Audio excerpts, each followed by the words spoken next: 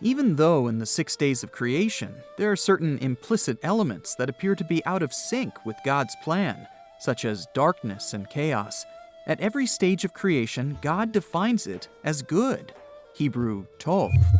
The darkness and chaos seem to imply the absence of God, both in the Bible and in the ancient Near Eastern literature, such as the Babylonian epic Enuma Elish, where the world is conceptualized in terms of order or chaos, and the deity Marduk, or Baal, is the one who brings order out of chaos. There are many passages in both Old and New Testaments where darkness is a metaphor for the absence of God, just as light is a symbol for His presence. The linking of the concept of chaos here with the image of darkness is a metaphor for the absence of God. Or, to look at it from the other direction, which is probably closer to what the divine writer wanted to say, without God and His active presence in the world, there is only darkness, disorder, and chaos. That provides a background for the creative activity of God. At the end, Genesis chapter 1 verse 31 states that God saw all that He had made, and it was very good. The 6 days of creation in Genesis chapter 1 makes an important theological point. God the Creator is the true God of all that exists in the heavens and on earth, including humankind. As we saw in the previous series on the 6 days of creation, this is an implicit yet clear answer to ancient Near Eastern pagan cosmogonies. A cosmogony is a religious or mythological story that describes the beginnings of humanity, earth, life, and the universe. The creation cycle is completed in the act of God resting. Furthermore, the act of rest becomes part of God's overarching plan for humanity. The word rested comes from the Hebrew word Shabbat, which means to cease or to end. The English word Sabbath is a derivative of Shabbat. Sabbath, or the 7th day of the cycle, will become a pivotal day for Jews and Christians later. But in the creation passage, there is no commandment to keep it as a holy day. We are told, however, from Genesis chapter 2 verse 3, that God blessed or sanctified that day in creation. So God blessed the 7th day and hallowed it, because on it God rested from all the work that He had done in creation. In the creation account, there are no instructions about how mankind is to keep the Sabbath. The significance of the day of rest will not come to light until the book of Exodus and the figure of Moses on Mount Sinai. It will be part of God's covenant with His people Israel. Neither Adam nor Abraham, Isaac, Jacob, or Joseph treat the Sabbath as a blessed and holy day. Thus, the commandment of keeping the Sabbath is reserved for a later time, but the seed of this important idea is planted in Genesis chapter 2, verses 2 through 3. The nature of this special day and its purpose will come to light in due time. In Genesis, the notion of rest applies to God alone, but the statement that God rested from all the work that He had done should be understood metaphorically, as God does not get tired. Instead, God's rest represents a landmark that separates His great creative acts from the new period, when God's co-worker, man, begins acting in the world. There is certainly no rest for God's overarching plan for creation. As Jesus says in John chapter 5 verse 17, "My Father is still working, and I also am working." The theological message in God's rest concerns God Himself, His relationship to mankind and other creations, and His overarching plan. The creative acts of God in Genesis chapter 1 culminate in the creation of man in God's image and likeness.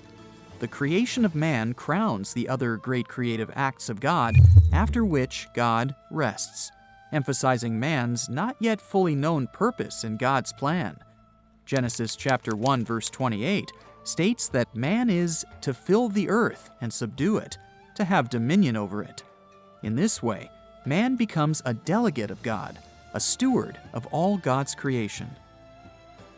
Immediately following this completion of the creation and God's instruction to man, the author of Genesis tells us of God's rest, being a holy, sanctified, and blessed 7th day. How exactly is it holy? And how is this holiness relevant to the creation and humanity? We certainly know it is relevant because in the future it will be one of the most essential markers of God's people. The Sabbath day becomes a crown, a purpose, a commandment, a blessing, and a promise for humanity. Amazingly, very soon after the completion of the creation, the anti-rest motif comes in. Following the fall and the consequences imposed by God, human life becomes filled with work, toil, and labor. Adam was made to toil in the sweat of his brow. Eve was given labor in childbearing. Work and pain became conjoined. Genesis chapter 3, verse 17 says, "Cursed is the ground because of you. In toil you shall eat of it all the days of your life." Also, after Cain's murder of Abel, Cain is told by God, "When you till the ground, it will no longer yield to you its strength." Painful work and labor followed the fall in the Garden of Eden. This labor motif culminates in the book of Exodus, with Israel toiling and suffering at the hands of the Egyptians. Exodus chapter 1, verses 11 through 14 states, "Therefore they set taskmasters over them to oppress them with forced labor. They built supply cities, Pithom and Ramesses, for Pharaoh. But the more they were oppressed, the more they multiplied and spread, so that the Egyptians came to dread the Israelites. The Egyptians became ruthless in imposing tasks on the Israelites and made their lives bitter with hard service in mortar and brick and in every kind of field labor. They were ruthless in all the tasks that they imposed on them." God sent Moses to rescue his people from the suffering of labor and bitterness. God then gave a covenant to his people, making them his people, and gave the commandment to observe the Sabbath day. "For in 6 days the Lord made the heavens and the earth, the sea, and all that is in them, but he rested on the seventh day. Therefore, the Lord blessed the Sabbath day and made it holy." We have already seen these words in the creation account. In Deuteronomy chapter 5, verses 12 through 15, a related reason was given for the Sabbath rest command. Moses repeated the words of the Lord, who said, "Remember that you were slaves in Egypt, and that the Lord your God brought you out of there with a mighty hand and an outstretched arm. Therefore, the Lord your God has commanded you to observe the Sabbath day." The theological connection here should not be missed. What God had done with Israel was the beginning of a restoration of God's purpose for humanity at large. If humans were to be one with God, they would enter his rest and his Sabbath. The promise of physical rescue and rest, however, does not exhaust the meaning of Sabbath. Sabbath is not simply the crown of the creation, but also a prototype of God's kingdom after the earthly life full of toil and cares. "And I heard a voice from heaven saying, 'Write this, Blessed are the dead who from now on die in the Lord. Yes,' says the Spirit, 'they will rest from their labors, for their deeds follow them.'" Revelation chapter 14, verse 13. In addition to the heavenly and spiritual good that Sabbath offers, it also presents great social benefits. Starting with the ancient times, Sabbath would present the opportunity of rest to anyone who had labored hard, including slaves. The instructions regarding the observance of Sabbath are not limited to physical rest alone. They also presuppose laying aside of the material things for the sake of the spiritual ones.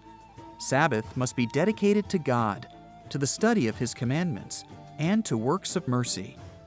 This great, beneficial, communal institute has been inherited by all nations, by both the Christians and the Muslims. The Christians merged its significance with the Lord's resurrection, observing it on a Sunday, and the Muslims keep it on Friday. The Sabbath of the future, as the fulfillment of the kingdom of God, is described in the book of Isaiah. There, the prophet speaks about the creation of the new heaven and the new earth in which the truth will dwell, as well as about the purification and the recreation by God of all his creation that has been defiled by sin. The great promise about the creation of the new heaven and the new earth And the restoration of the world in its primordial purity and beauty is based on the description of the 6 days of creation from the Genesis account. The end of the great creative acts in the 6 days of creation is joined with the commandment of the Sabbath day.